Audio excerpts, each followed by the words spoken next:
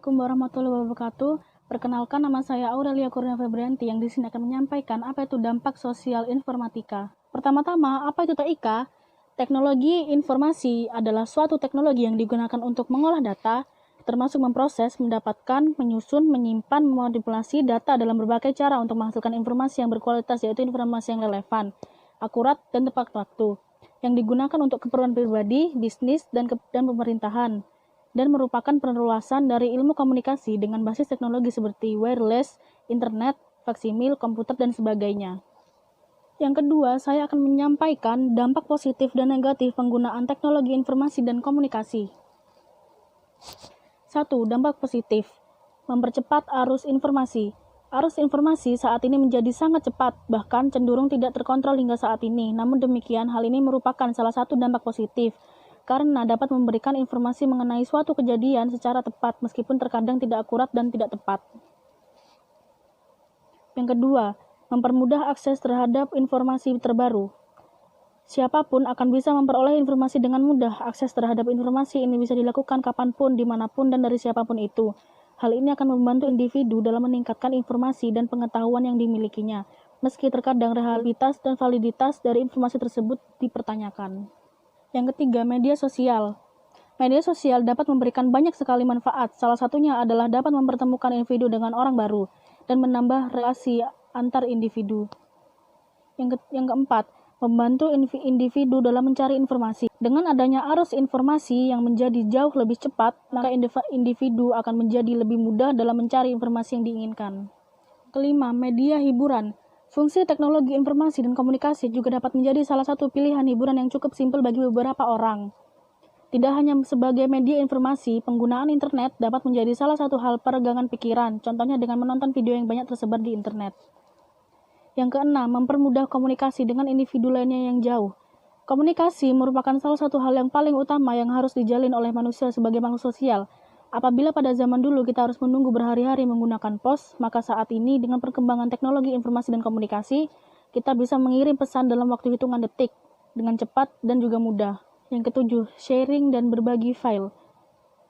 Setiap user dapat saling membagikan file dan dokumen dengan mudah. Yang kedelapan, memiliki banyak dampak positif dalam dunia pendidikan. Dampak lainnya yang paling terasa dan perkembangan teknologi informasi dan komunikasi adalah dalam bidang pendidikan.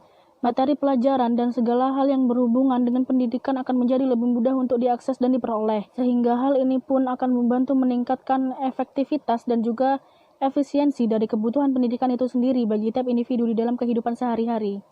Inilah manfaat mempelajari ilmu komputer yang dapat digunakan untuk membantu menyelesaikan tugas sekolah maupun tugas kuliah. Yang kesembilan, sebagai lokasi untuk bisnis jual beli.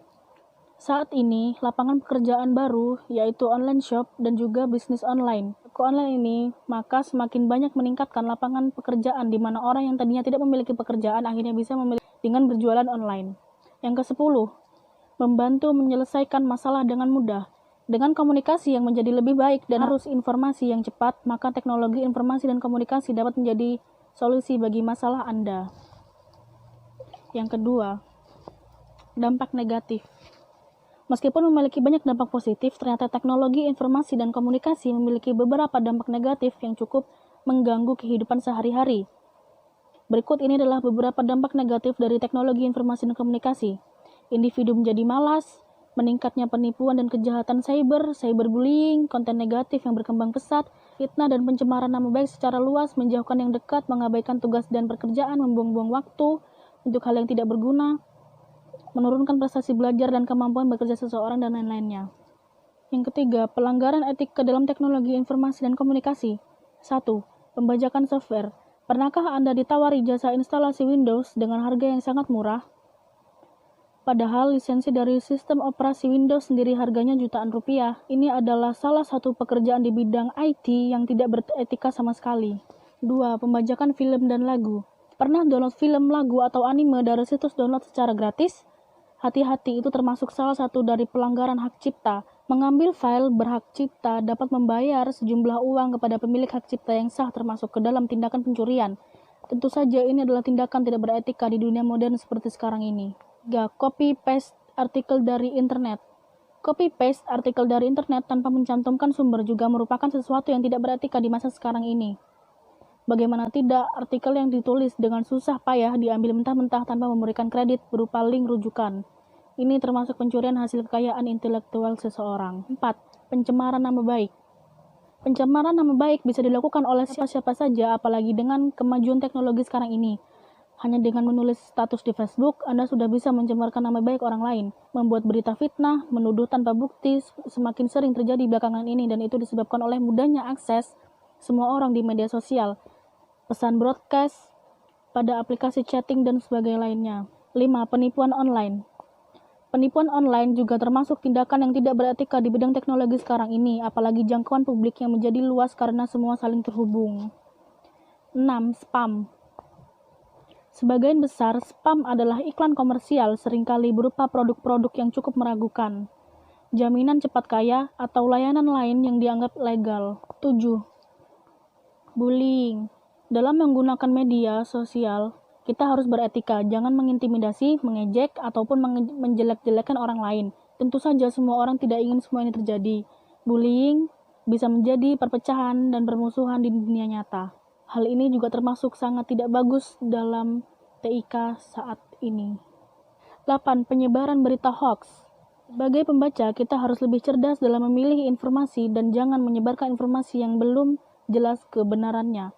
Dikarenakan adanya jejaring sosial yang tumbuh semakin besar, berita hoax jadi semakin sulit untuk ditangani. 9. Carding. Carding adalah istilah yang menjelaskan tentang perdagangan kartu kredit, rekening bank, dan lainnya secara online. Istilah singkatnya, carding adalah mencuri informasi kartu kredit atau rekening bank untuk digunakan sendiri atau dibagikan kepada orang lain. Dengan mendapatkan informasi tersebut, pelaku carding dapat menggunakan akun kartu kredit tersebut dan menguras semua isinya tanpa harus mendapat izin dari pemiliknya. 10. Pembajakan akun.